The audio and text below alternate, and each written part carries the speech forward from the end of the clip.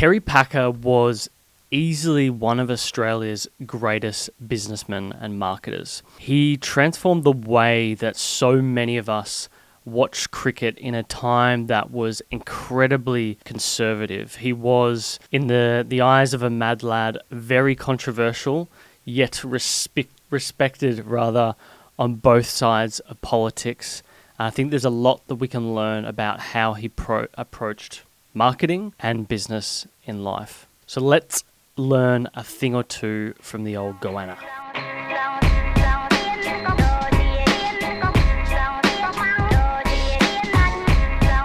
Kerry Packer was easily one of Australia's most influential media entrepreneurs of the 20th century. He was born into an incredibly wealthy family, there is no doubt about that owned Channel 9 and the Consolidated Press Holdings, which back in those days was led by his father, Sir Frank Packer. Now, to give some perspective on just how wealthy this family was, when Sir Frank died in 1972, the whole estate was left to Kerry, and I think at the time it was valued roughly around 100 million Aussie dollars, which in 2020 terms is about 1.8 billion. So it wasn't like he didn't have any money to do what he wanted in life. But while he had, I guess you could say, an easy life, attending boarding schools, grammar schools, having everything paid for, he had to deal with a lot of mental and personal challenges, which I think really fortified him later on in life and made him the brute that he was. He was likely born with undiagnosed dyslexia. He actually spent 9 months of his childhood in an iron lung after developing a disease, and he was a genuinely poor student for someone who came from such a privileged family. His father was a cruel, I guess you could say a cruel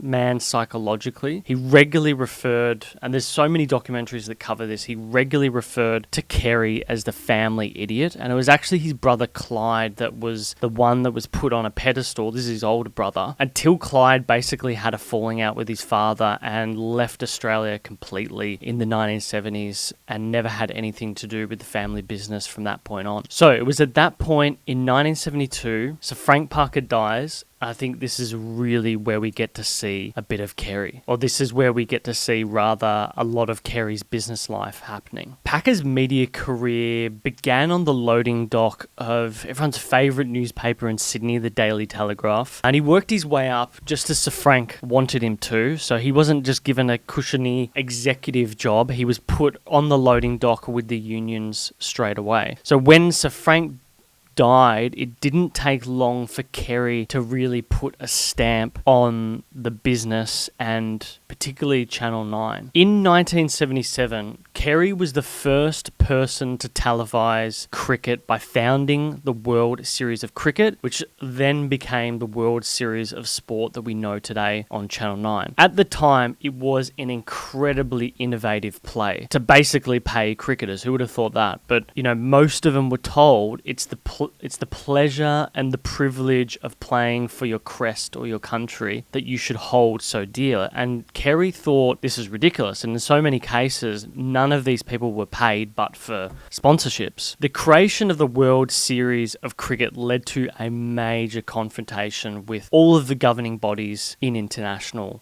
cricket. Basically, Kerry was founding a runaway competition, which was bizarre at that point in time for a media operator to also be running a sport competition. And this was, I think, further exacerbated when Tony Greig, we all know him as the commentator, or we all knew him in my generation of millennials as the commentator, the funny commentator, the South African on Channel 9, but he was actually the captain of England and probably one of the better players in decades, and he led this rebellion of British cricketers who were the sort of pinnacle of cricket at the time to leave playing at home and come over and play in the World Series of Cricket. And you can really get a sense of the tension of just how challenging this was for people at that point in time. Probably one of my favourite interviewers is Sir Michael Parkinson, or Parkinson as his show was known. And there's a little excerpt here that I want to show you where he was interviewed, or Kerry Packer was interviewed, and they basically get into an argument over who was right and who was wrong and who was dogging the other team and blah, blah, blah. Something to you. Tony Greig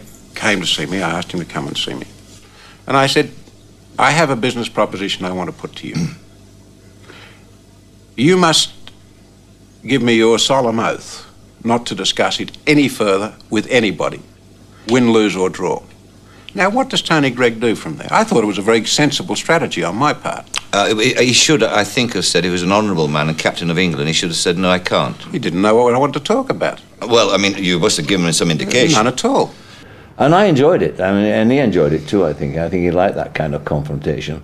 And that interview, I'm doing a show for Nine, in fact, about my Australian interviews, and that's a keynote interview that I did there. It comes back to a question of loyalty, Kerry, that's But, all. I mean, if I said to you, Michael, I'd like you to come and have a talk about something, and it's when you arrived, I said to you, now, before we discuss this, I want your solemn word that it won't go any further than you. Wouldn't you accept on that? I would accept that. Well, that's exactly what I did to Tony Gregg. All right, but I would also reserve the right, if I were in his position as captain of England, to turn round at the end and say, I'm sorry, but I can't be any part of that. Well, that's another choice. The only thing I'm saying to you is there's no way, with any honour at all, that he could do anything but remain silent. Now... Yes, but the dishonourable part was that he went along with your plans, that he actively recruited people, Kerry, while he was captain of England, privy to important information on the other side. There hasn't been any important information on the other side for 100 years. He was in the...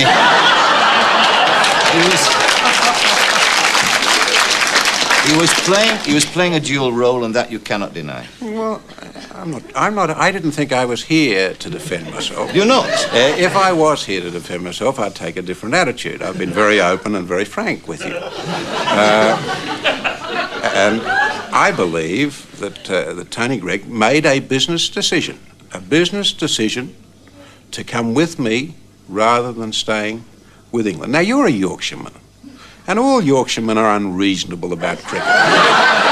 Now, the intention by Kerry was really clear in hindsight. At the time, no one could understand what was he doing, what was the play, why did he care? And, I mean, Kerry had no experience in running a sports competition. He already had print media and Channel 9 to run as a business, and Kerry always really liked to get into the weeds of the business, particularly in the early years. So to do that was interesting, and I think, looking at it in hindsight, it was a clear move learned by some of the best persuaders of our time. Edward Bernays, as I've read his book, Crystallizing Public Opinion.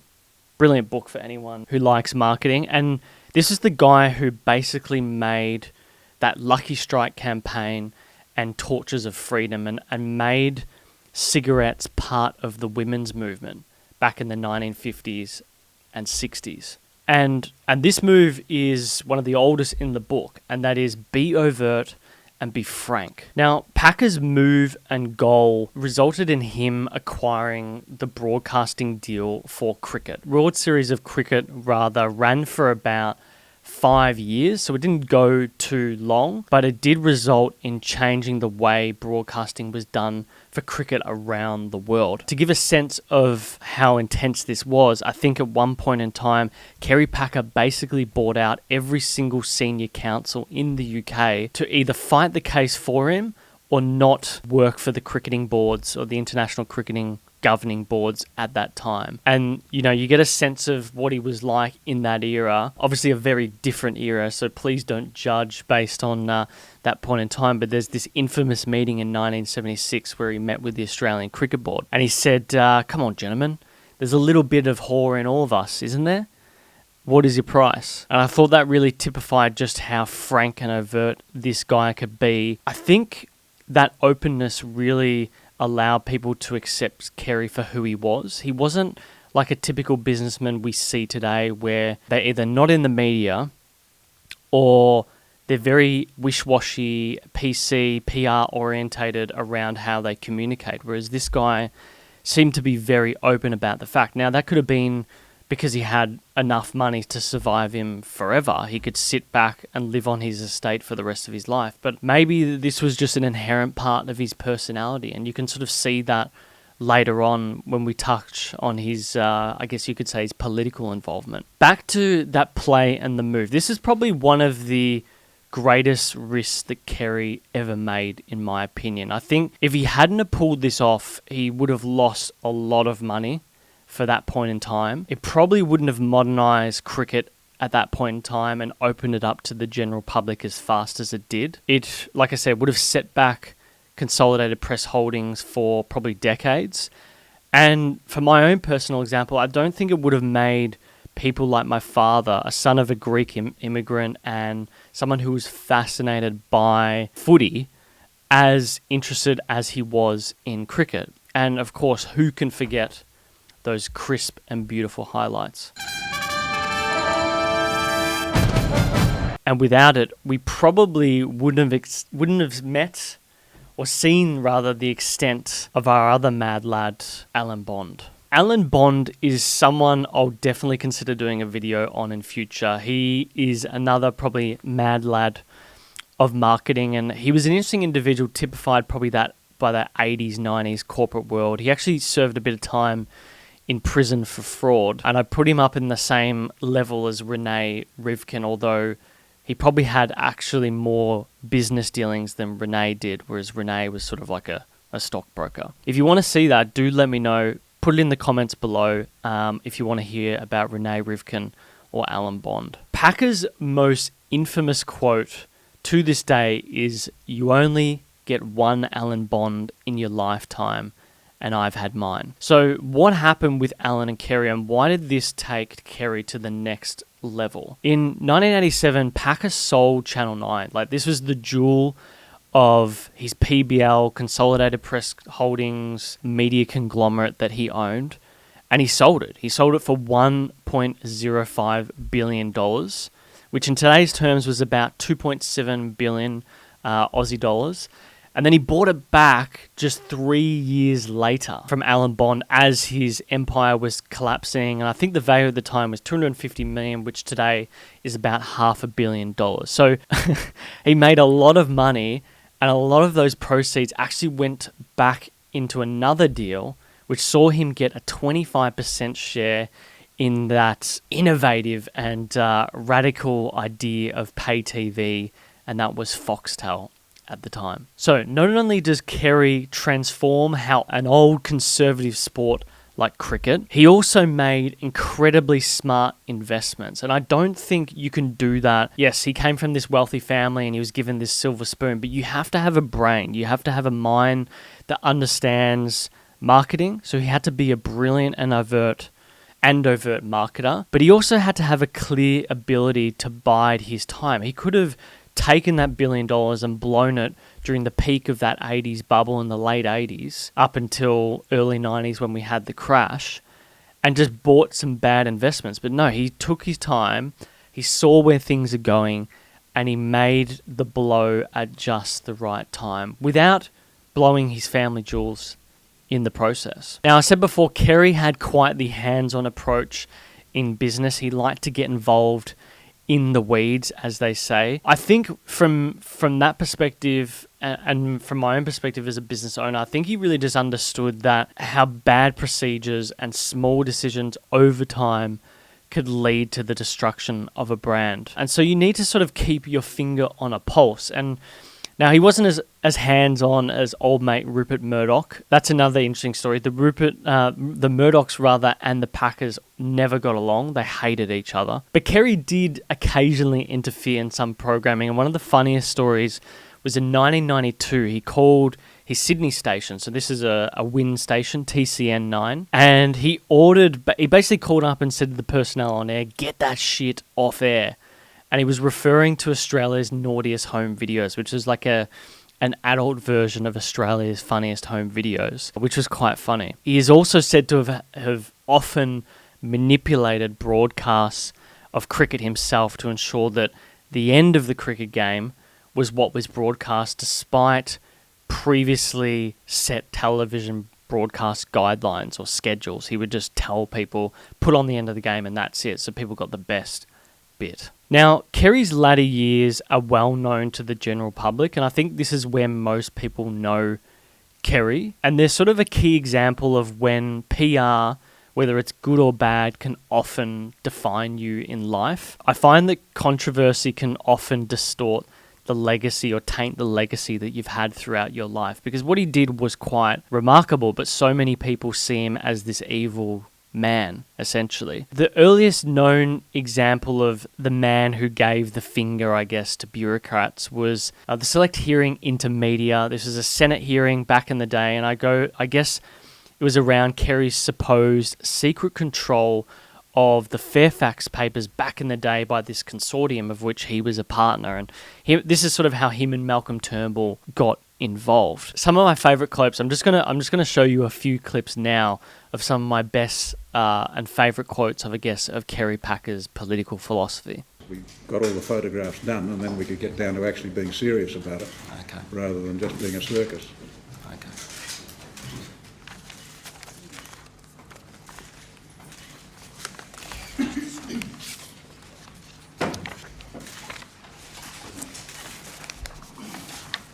First of all, I declare open this afternoon's proceedings of the print media inquiry, and I welcome Mr Kerry Packer, the Chairman of the Australian Consolidated Press. Mr Packer, could you please state your full name and the capacity in which you appear this afternoon, please? Kerry Francis Bullmore Packer. I appear here this afternoon reluctantly. Very clear guidelines, and this is one of the things which I think has really been enormously hurtful to this whole process. You have guidelines, and you have changed them. You've twisted them around in response to pressure from journalists. Now, you know, there are people out there who want to invest in this country, and they want to invest in it because they think it's a stable, decent country. The performance we have seen and the attempted hijackings in this company, in this performance, have taken people who I know over there who are saying, why would anyone invest in Australia? The laws get twisted and changed. The whole structure gets moved round, depending on whether they like the colour of your eyes or not. Now, if we were a little bit more worried about jobs out there and getting people to invest money into this country and getting some businesses going, instead of trying to stop people, Hillman Friedman represent a group of people in America who are committed to Pacific Rim investment. And the clients that they have are worth some hundreds of billions of dollars. And they are sitting here saying, nobody could carry on like these people. It's not possible. Now that's the damage you're doing, changing the rules every single day. And I think the people out there whose jobs have been pissed up against the wall don't thank you for it. Are you saying, Mr Packer, that you don't think Parliament has the right to inquire into the print media? Yes, I am saying exactly that. And so you don't And think you're doing that it through the Australian Broadcasting Control Board, and you're not doing it for any other reason. So you don't think Parliament has the responsibility? I don't think under the Constitution you have the right to do it. Can I finish my question? I'm answering it. What the Four Corners program suggested was not that you were evading tax at all, that would have been libellous, but that you were minimising tax. There's nothing wrong with minimising tax. I don't know anybody who doesn't minimise their tax. And that you were doing so in ways that were contrary to the spirit of the law. Well, I just got through telling you what I thought about that. And what you're saying is exactly what the Four Corners program says. I am not evading tax in any way, shape or form. Now, of course I am minimising my tax, and if anybody in this country doesn't minimise their tax, they want their heads read. Because as a government, I can tell you, you're not spending it that well that we should be donating extra. Now, I think Packer's mad-laddedness was probably first identified in June 1960. And this is when he was working for Sir Frank, who was then known as Frank Packer. And Frank Packer was trying to buy a business called Anglican Press, and he was pissed off the owner basically wouldn't accept a deal. So he sent Kerry over with some burly mates, and they basically started vandalising the place, ripping shit up, and the owner managed to get himself into an office, and he called up his highest known contact, which at the time was Rupert Murdoch, Frank Packer's most bitter or powerful rival. And so Frank quickly dispatched some of his own heavies down there. They basically threw Kerry and his friends out, and not surprisingly, the next day, the Murdoch press had a field day, basically going on with the news that Australia's biggest media tycoon, or the son of Australia's biggest media tycoon, had been caught basically vandalising and brawling. He came under regular fire from the ATO for alleged tax evasion. There's no known examples, but he always had these bizarre tax evasion schemes, like I've read of one where he basically bought a forestry plantation just to avoid tax one financial year. And then he was always hounded for the extremely low amounts of company tax that his corporations reportedly paid over the years. And based on the previous political philosophy sections, we can get an understanding of why he thought that or did that in particular. Packer, of course, had some interesting little events. He had significant break-ins at his headquarters in Sydney in 1995, 25 gold bars and a Vegemite jar full of gold nuggets was stolen from his top desk, or his personal safe rather. In 2003, a licensed Glock 9mm semi-automatic pistol was stolen from his desk drawer. You know, he wasn't charged for not keeping it safe, but he did surrender his gun license at the time. Packer was married for 42 years to Rosalind Packer. She gave birth to 2 children, who was Gretel and James. We all know of James Packer and Crown Casino. James would end up taking over Consolidated Press Holdings when Kerry died. And it was well known that Packer had regular extramarital affairs with a number of women and ran probably one of the most coveted private health clubs in the city, which was Hyde Park Club. Packer was an advocate of the Australian Republican movement, obviously being mates with Malcolm Turnbull. He was a keen polo player and founded a team called Alistina or Alistin, and probably his greatest hobby, without a doubt, was gambling. He was a long-time heavy smoker and avid gambler. He was fabled for these large wins that he had over the years. I think some of them include in 99, a 3-week losing streak at a London casino, which cost him about $28 million.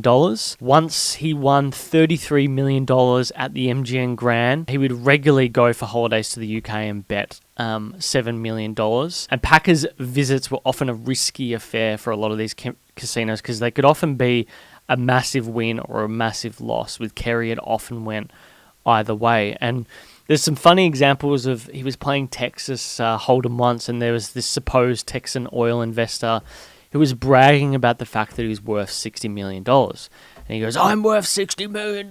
And Packer abruptly just pulls out a coin and says, "Heads or tails, I'll toss you for it." And so you can sort of get an understanding that this guy loved a bit of risk and sort of see how that element of his personality would have seeped into how he approached innovation or innovative ideas. Packer's latter years were marred much by his controversies, but was highlighted, I think, by his failing health. It's quite obvious to me that when you're operating at that level and playing as hard as you work, that eventually there are repercussions in life. Packer, I think, suffered as many as 4 heart attacks. Probably the worst and most well-known is in 1990, he was playing polo at Warwick Farm in Sydney, and he suffered a heart attack. There was a paramedic van, I guess, there, and they managed to have a defib, probably one of the only ones in New South Wales at the time, and it managed to resuscitate him. He was airlifted to St Vincent's Hospital,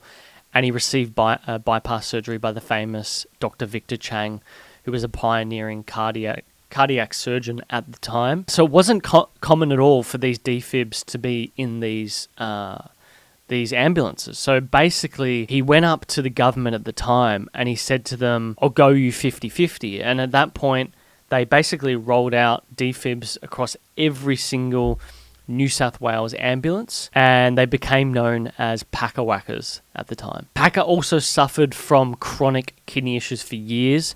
In the year 2000, he made headlines when his helicopter pilot, who'd been serving him for a very long time, Nick Ross, donated one of his kidneys to Packer. Now, whether he got paid or not, I don't know, but it was interestingly covered on Australian Story, which was on the ABC, so not Channel 9, his own network. After that, Kerry basically launched an organ transplant association in memory of cricketer David Hooks and the work that had been done to save Kerry with the kidney. But it was only 5 years later, and Kerry's health was basically failing. He died of kidney failure on the 26th of December 2005, 9 days after his 68th birthday, in his home in Sydney. He was buried on his Alliston property near the polo field and received a state memorial service in February of 2006. So, What can we learn from the life of this mad lad, of Kerry Packer, the Goanna? Life or money can make life easier in general. I don't doubt that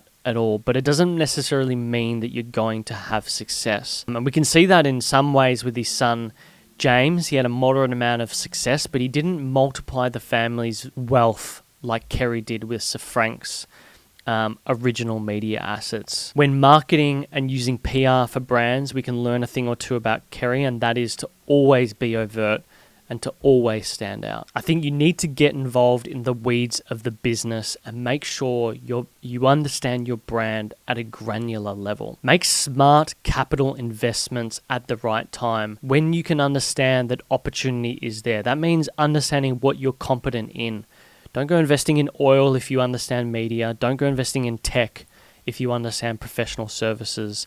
Don't go investing in manufacturing if you understand tech. Understand your circle of competence and keep it there. And the last and probably the most important one for anyone in business, I think, and something that I've learned personally with my own health, and that is be careful of how much you drink, smoke, and philander. Look after your health. Thank you guys for watching. Subscribe, and of course, smash that like button so you can let YouTube know you want to see more. If you want to learn how you can innovate with your marketing strategy or content, reach out to us. It's naral.com/services for a callback, and you can chat to myself as well. To see more entrepreneurial stories on our podcast, check out Uncommon. It's at naral.com/uncommon. And of course, follow me on Instagram. It's Jordan Michaelides. The handle and links all down below.